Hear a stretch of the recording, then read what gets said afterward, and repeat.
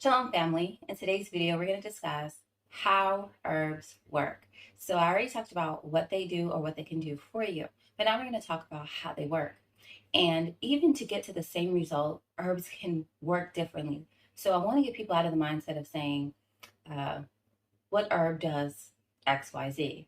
Or these herbs are for boosting immunity. These herbs are anti-inflammatory. These herbs are for cold and flu. And all these broad generalizations and terms kind of grouping herbs. And we want to look at that specific mechanisms that it used to get a result so we can understand which herb is the one that we're actually interested in or what we actually need. So I'm going to use real examples and I'm going to just show you, and there's could be even more examples that I'm giving you, but I'm just going to show you the different ways that herbs can work to get the same goal. So the first one, we're going to talk about boosting immunity. So let's talk about how 5 different herbs work to boost immunity or improve immunity. And so I did a video on my ammunition syrup, and you should definitely check that out to see how I make my famous syrup that people are always asking me to make and people come back religiously for. And so this is a syrup that we take every day for our immune system to keep us protected. And so the different herbs that I have in there, and there's some others that we'll be breaking down right now. All right, so the first one is elderberry.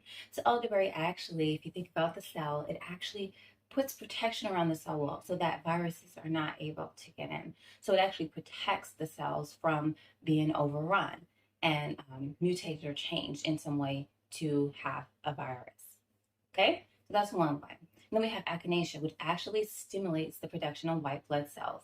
And so it's stimulating your immune system, where it's less of a protective wall or barrier, but it's more of stimulating now to go out, and the body needs you to go out and fight. The body's been compromised. And so echinacea is good when you feel those first signs of an illness coming on so that you can act quickly and hopefully you won't get it sick, or maybe it won't take as long because you took it head on really quickly. Then we have astragalus. So astragalus actually closes the pores off, which is really important because the pores allow different things to get in. And so if we're closing that off, it's like sealing the entrance. We're locking down. Nothing's going to get in. But you have to be careful because also nothing's going to come out. And so I'm always reminded that people don't take this approach. And so I saw a post from the top herb school talking about astragalus for cold and flu. And I'm like, what are they, what are they doing? Astragalus is not going to let anything come in, but it's not going to let anything come out. And so you don't want to close off your pores when one of the body's main way that it fights viruses or infections is by having a fever, to sweat all of this stuff out. And so closing the pores, definitely a no-no during cold and flu. This is a remedy that you use to build up your immune system when it's really weak. For those who are chronically ill, chronically sick, have really poor nutrition, digestion, and just really overall poor health. Astragalus is an herb that's used to restore vitality. But when you're sick, it's not the best herb for you at all. And then the last one I'm going to bring up is garlic. So we said that garlic boosts immunity. But what garlic really does is it works against fighting parasites, bacteria. It's very antifungal, antibacterial. And it also, as a pungent remedy, can help to clear out excess mucus and congestion. And so that's why it's used. But again, it doesn't, I wouldn't necessarily say that it boosts immunity in that broad term. I would say that it's very specific in fighting off warding off all types of bacteria, viruses, and etc., all the negative, harmful bacteria. But for people that, just get into taking things every day, taking garlic every day, taking echinacea every day, when these herbs are not as they're intended, you have to understand that things like oregano, things like garlic, they actually are antibacterial, antifungal, and very strong, and they will actually kill off good and bad bacteria as well. So these are not ones that I would just take in a medicinal dosages every day, but definitely I would take it in food, and it's wonderful. But they're very strong, and I would say some of them are very indiscriminatory in the way that they act or the function that they have on bacteria, things like that. So something you want to be mindful of. So I just showed you how 4 different herbs work differently to quote unquote boost immunity. So when you're saying, oh, I need a remedy for cold and flu, or what herbs can I use to boost my immunity, it's not a good question because you need to know the level or the stages that you're in. And I have a chapter, Virus with Your Health and Herbal Holistic Healing, talks about the 3 different stages and the herbs that you want to use at each of those stages. And so you kind of start big, then break it down so you can see more specialized what you need. And you need to understand what's going on so you can understand what's being needed first. So let's get out of the mindset of using broad generalization and terms to describe herbs because they work differently. So the next example is going to be on memory-related diseases such as Alzheimer's or brain degenerative diseases.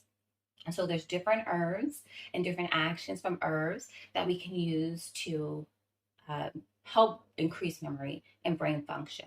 So one of the herbs that was found to have a beneficial effect is turmeric because it breaks down the amyloid beta plaque, and that's what's prevalent in the people who have Alzheimer's in their brains. By breaking up these plaques, turmeric is able to help those who have dementia maybe get a little bit more recollection, a little bit more function in the brain, so because it doesn't have the plaques there stopping all of the functions from happening in the brain. And then we have some herbs that are neural stimulants, and so they actually stimulate the nerves in the brain and get them firing and get them wired up and revved up. And so you think about like caffeine is a brain stimulant, and so sometimes people use caffeine to stay up, to stay alert, but also to kind of boost their memory before they go into a test as well, and to boost the energy as well.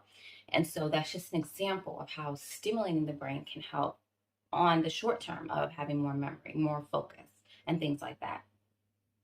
Then we have herbs that are vasodilators. So these actually dilate the blood vessels. And so you are able to get more blood flow. And by having more blood flow to the brain, then you can have increased function of the brain as well. So that's just another way that herbs can work for things like dementia. And then we also have things that are called neurotrophal restoratives or just nerve tonics or vein tonics as well. But specifically, the first two, how they help to strengthen the brain. And so by strengthening, you can help to support the good function, cognitive function. And so you can see an improvement there. But also, some herbs more specifically can actually repair the nerve endings and the myelin sheath, which are all really beneficial for increasing the function of the brain and the nerves. And so those are just more examples of how you can go about treating something like dementia or treating some memory problems, memory loss in multiple different ways.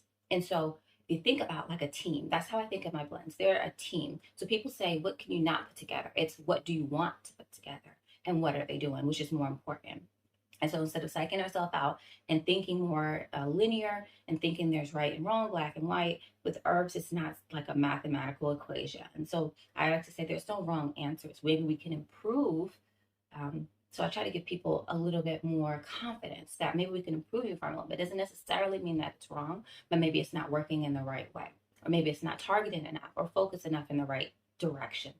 And so my formula, as you'll see, it's not just all of these different herbs kind of doing the same thing because they're anti-inflammatory or et cetera, et cetera. But we're having herbs that have different actions that are all beneficial for one part. So if you think about a team, let's go to face the, if we think about a team, let's use some sports. Let's say you don't want a team full of quarterbacks. It's going to be, you won't ever win. You won't ever win a Super Bowl that way. I'm not a football fan. But the same thing, you can't have a team of all of kickers. You can't have a team of all offensive linebackers. You have to have some defensive. And that's about as far as I can get when it comes to the football. But so anything like an orchestra, you have to have many different instruments come together in unison and in harmony. And that's what we want to do with our blends. But first, we have to know the individual strengths and differences, but have them come together in a way that makes sense. And so that's how we need to think more in terms of holistically to bring it all together so that it can be beneficial and be working on the same thing, but in different ways. And so that's how we get results when we're using herbs as well. So I hope that that clears the misconception about herbs and how they work and lets you know a little bit deeper into the actions of the different herbs and see why that's so much more important than just categorizing herbs and making lists of herbs. All right, so I hope this video was helpful for you. Let me know what you got from it down below. Let me know what you want to see next as well. What questions can I answer for you? And until next time, I'll see you in the next one. Bye.